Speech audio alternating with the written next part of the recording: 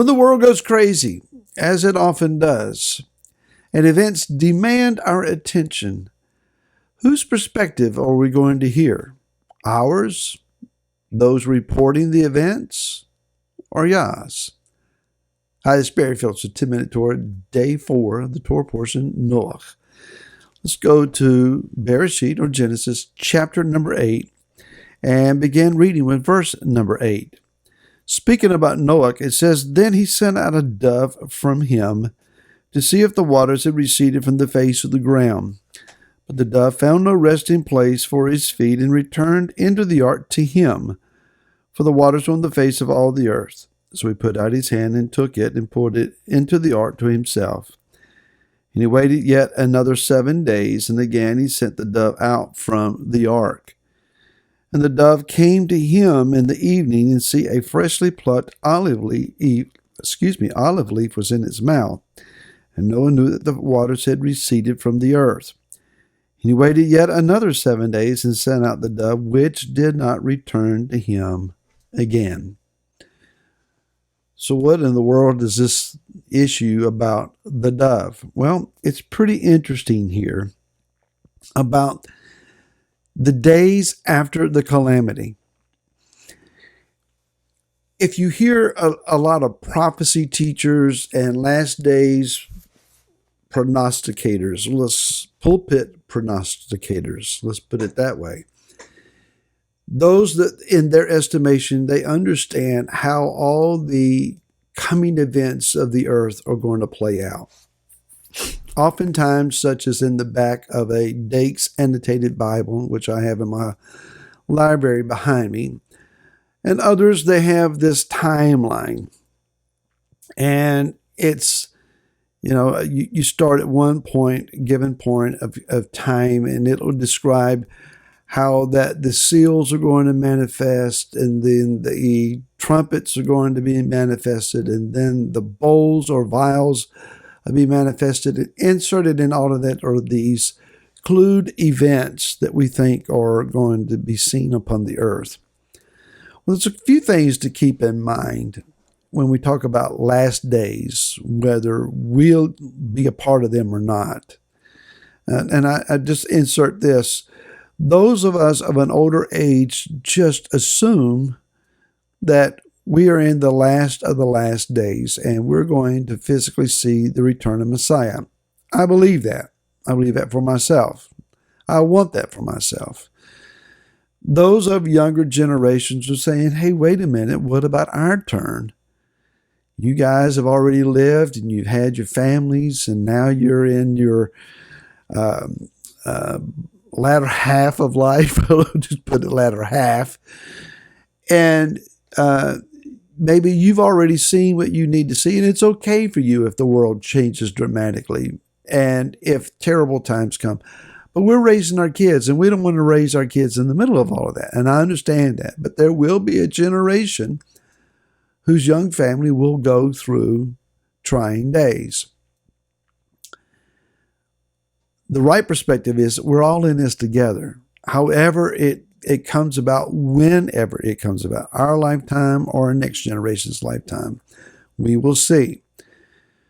But the thing is that on the other side of all of that, let's go beyond seals and trumpets and vials and thunders that sound that no one knows what they are. Let's go beyond the two witnesses and so on. When all is said and done, and the world's leaders have followed after the wrong leadership and they have been deceived, and nations form against Israel, it's interesting to see how that nations now are gathering to the Middle East. Is this a precursor to what may come under different circumstances in the future? One might assume that. On the other side of all of those issues, there is a point in time when the judgments stop. Then, what will we have? What kind of condition will the earth be in? What will be the number of the survivors?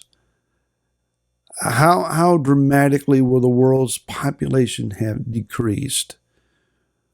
What will we do with all of those who did not make it through physically alive in those days? What will there be as recognized nations and cities? Exactly how will planet Earth appear? Noach here is giving us a bit of a clue. First of all, it says, then verse number 8, that he sent out the dove from him. He sent it out from himself. And what's interesting is that as the dove is sent out,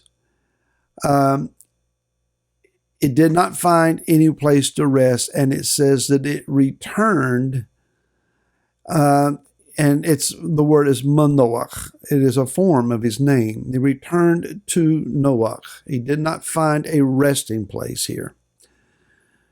So Noach, perhaps in a manner of speaking, sent the dove out to see, is there anyone like me in the earth?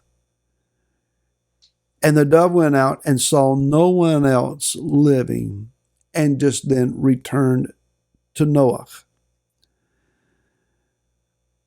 The second time that the dove was sent out, it says that he sent the dove out from the ark. That's in verse 10. Now, he's not sending it out from himself, but from the ark. Go see if there are any other vessels of survival. One might say, are there going to be those of the same belief systems as me in that day? Again, the dove returns to the ark, having found nothing else out there. Finally, Noach sends the dove out a third time. It says here that he just sent out the dove. It doesn't say that it sent him out from himself or that he sent out the dove from the ark. He just sent out the dove.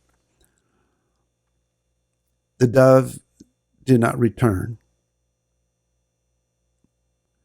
Now, that second time it came back with the olive leaf, indicating the olive trees are there. What are we learning from this? When it's all said and done, it won't be those who survive or who endure and persevere to the end. It won't be those that come to the same day as we do because they believe like we are believing. It's not about people agreeing with us.